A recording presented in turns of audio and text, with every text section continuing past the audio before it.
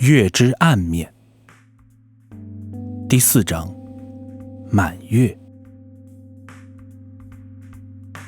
那个时候不像现在，并不是每个人都有一部手机，想找一个人或是遇到一个人，那么就要去这个人常去的地方，或者彼此都有相同的喜好。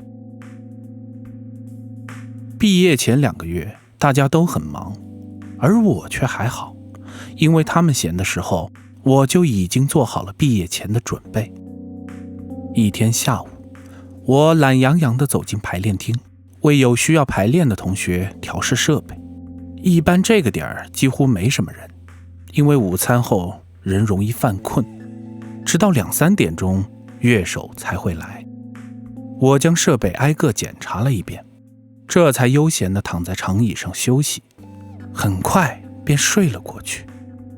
我是在一阵浓烈的烟味中呛醒的，十分恼火地坐起身，这里明明严禁吸烟。我巡视着四周，可排练厅里并没有人。我的视线和嗅觉同时转向了半掩着的大门，这才意识到烟味来自走廊。虽然没有规定走廊不让吸烟，但我已毫无睡意，打算过去理论一番。一个熟悉的背影蹲坐在楼道的台阶下，一手夹着烟，另一只手托着额头，半边身体贴靠在墙上，一副沮丧的样子。想不通他为何变得如此颓废。虽然说他闲话的人从未变少，但至少依然是老师眼中最有前途的学生。他的成绩一直名列前茅，这是事实。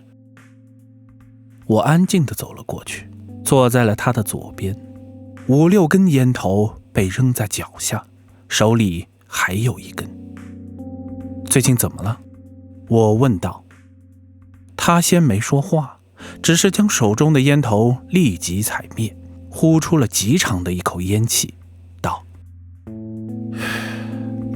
没什么。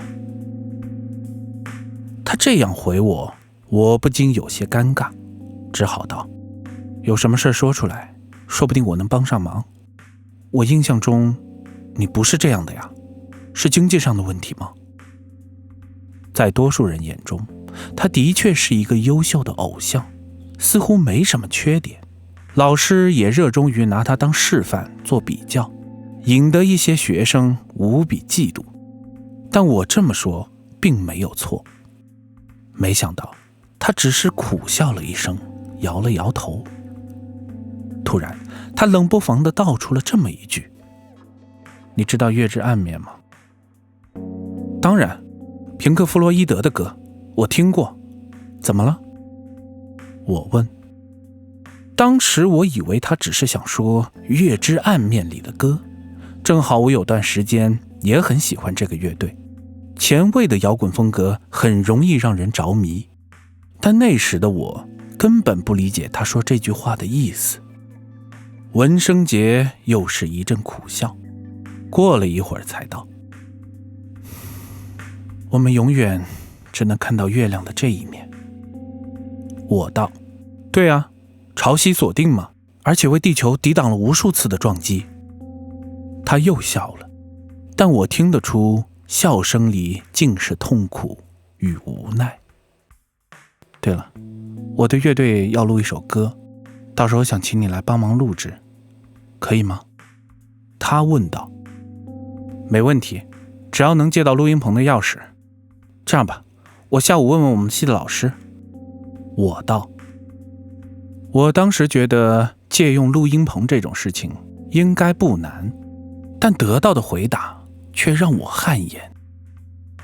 没有老师在的时候是不允许学生自己用录音棚的，里边设备太多了，系里担不起这个责任。你想想，一支话筒就要2万多，音箱20万，调音台60几万。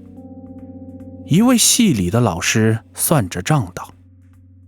我当时一脸无奈，不过好在文生杰还是想办法搞到了钥匙，看来学校还是买他的账。不过我们要错开老师用棚的时间，也就只能在周末的晚上进棚。记得那是一个周五的晚上，9点不到，我们已经在棚外等待送钥匙的老师。印象很深，那天晚上是满月，而且是超级月亮。我似乎从没见过如此巨大的月亮停在教学楼的楼顶旁，仿佛有一种极其不安且瘆人的感觉。文生杰呢？他怎么没来？系主任亲自前来向我们几个人问道。当时先到的是鼓手和键盘手，然后是我和几位弦乐手，以及被我临时抓来当助理的同学。因为文生杰已经提前告诉过我，贝斯手有演出，所以要晚一些到。反正要先录架子鼓，再怎么快也需要2个小时才能录完。他们迟一会儿没有关系，所以也就没放心上。老师，我是这次录音的制作人，我叫厉博文，文生杰和吉他手在路上了，您就放心吧。我道，因为我是这几个人中唯一操作过这些设备的学生，系主任也认得我，况且我对棚里的一切流程了如指掌，所以面对这种情况，我毫无畏惧。行，那你们都签上字吧。系主任还是很爽快的，将钥匙和一份申请记录放到了我的手中道。推开2道厚重的隔声门，明亮整洁的控制室让这一行人几乎同时地发出了一阵哇的惊呼。作为学生，第一次接触这样的环境，的确会有种按捺不住的兴奋。我示意鼓手跟着我去另一个房间，控制室的对面被数层极其厚重的玻璃隔开，那才是录音间。我和他一起迅速地架设着话筒。不一会儿，助理跑了过来，道：那边我已经安排好了，鼓录完录贝斯和键盘。对了，你看到那个键盘手了没？我擦着脑门上的汗水道：啊？谁啊？那个女生呀。他指着玻璃窗咧嘴笑道：啊，你认识啊？我转身看去，看了一眼道，只见几个面容姣好的女生，有的打开了琴盒，有的开心地玩着自拍，其中有一个齐刘海的女生忽然起身，好奇地摸着墙上的吸音装置。初夏的着装勾勒出青春饱满的气息，一下子引起了几个男生的心潮。嗨，谁不认识啊？校花啊！助理激动地叫道。好在这个玻璃窗能隔音，即便他贴在上面大叫，对面也不会听到。整个过程大家都很兴奋。意料之中的是，尽管平时在舞台上演奏的再出色，一进录音棚还是洋相百出。这一点那位吉他手深有体会，乐队的人都知道他此刻正在宿舍拼命的狂练。所以直到11点多，鼓手耗尽了体力，才算完成了节奏的部分。师兄，正当我回放仔细校对的时候，一个温暖的女声低低地凑到了我的耳边，对我道：你知道文生杰什么时候来吗？我被吓了一跳，一转头便看到了那双可以俘获无数男生灵魂的眼眸。我还是顿了大约2秒才道：不清楚哎，不过录鼓的时间有点长，一会儿录贝斯，然后再到你，估计他的部分要留到明天才能录了吧。女生立时撅起了嘴，显出一脸愁苦的表情，但她还是乖巧地点了点头，整齐的刘海微微地晃动着。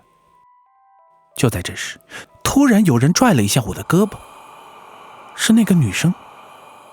停一下，停一下，好像有人敲门。她道。